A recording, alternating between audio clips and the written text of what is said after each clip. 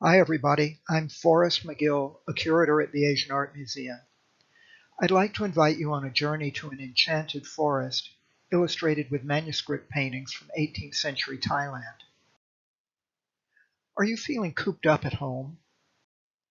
Who doesn't want to take the cubs out into the forest for a romp, especially into a forest filled with flowers and exotic creatures, even the ferocious ones of which seem amiable?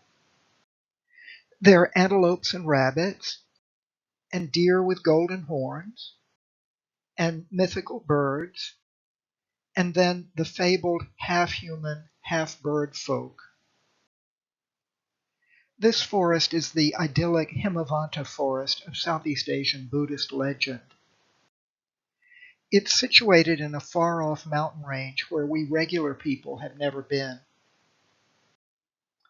It is inhabited, but by a luckier race than we.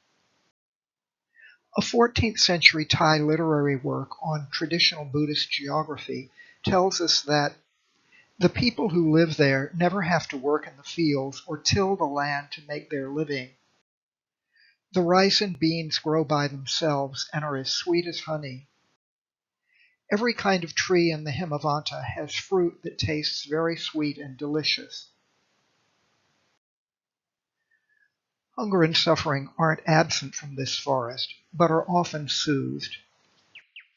The old text tells us that even if a tiger was about to take a deer to eat, he would, when he heard the fabulous nightingales sing, forget it, and would be completely unable to take his prey.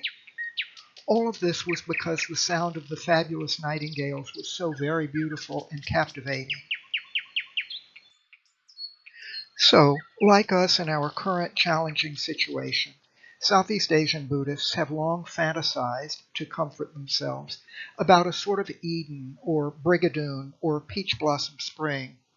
And why not? Escaping in our imaginations to a more perfect world may help our feelings now, and may also point the direction we want our society to move when the current crisis has passed. Thank you for watching this artifact from the Asian Art Museum.